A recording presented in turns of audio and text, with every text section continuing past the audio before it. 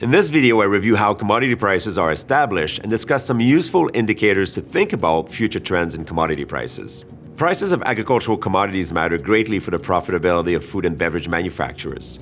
In some cases, the value of raw material, farm products, and other inputs can easily represent over 40% of the total cost of food manufacturers, sometimes even much more. The concept of supply and demand is the most powerful tool available to monitor and anticipate trends in the prices of agricultural commodities. The supply is a relationship between the product price and the amount sellers are willing to sell. The higher the price, the more units suppliers will be willing to sell. That's the reason supply is represented as an upward sloping line. The supply function can shift. For example, a decline in animal feed prices could make it profitable to raise livestock, and thus the supply of livestock could shift to the right, meaning that at every price level, livestock producers are willing to produce and sell more. The intersection of supply and demand determines an equilibrium price in the marketplace. The demand of a product is a relationship between the price and the quantities buyers want. The higher the price, the lower the quantity that buyers will want. This is why demand is represented by a line with a negative slope. The demand can also shift. If consumers develop a stronger preference for the product, their willingness to pay for each product unit will go up, shifting the demand function to the right. This will result in a higher point of intersection with supply or higher price. Supply and demand can quickly become complicated when multiple sources of information need to be factored in. That's why the saying, think global, act local is useful. Many commodities have their price determined in a global market. These commodities are traded between countries, and a reference market exists in which buyers and sellers interact often and sell significant volumes. Corn, wheat, butter, cattle, and hogs are all traded in what we call futures markets. These markets function as auctions in which sellers and buyers exchange future contracts to deliver a product at a specified date. They are powerful sources of information because prices reflect the collective knowledge of all market participants about the future state of demand and supply. In that sense, keeping an eye on the evolution of prices in futures markets can be useful in projecting future price trends.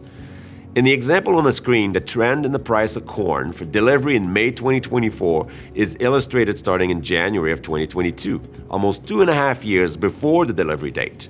The price of corn for future delivery in May of 24 declined beginning in the spring of 22, aside from a couple of price spikes. This suggests that marketplace expectations have been for supply to be larger over time and/or demand weaker, leading to the declining trend in the future corn price. Local supply and demand matter too. Local buyers and sellers will look to reference markets to understand the broad trends in commodity prices. But local prices will differ from the reference prices. First, these reference prices are often quoted in US dollars, so an exchange rate factor is involved in converting the reference price to the local currency. Weather conditions locally can be more or less favorable than globally, affecting local supply. Demand can differ too, so it's important to monitor factors influencing local prices. When we think of commodity prices in futures markets, the amount of information to consider can quickly become overwhelming. What's the expected import demand for soybeans in China? What are the projected seeded acres of soybeans in Brazil? What's the global demand for palm oil? All of these factors play a role to some extent in explaining the movement of prices in futures markets. So it's useful to lean on a key statistic to describe the dynamics between supply and demand, and that's the stock-to-use ratio.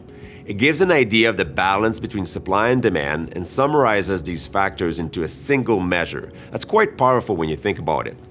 Formally, a stock-to-use ratio is the inventory level of a commodity at a point in time expressed as a share of everything that's being used.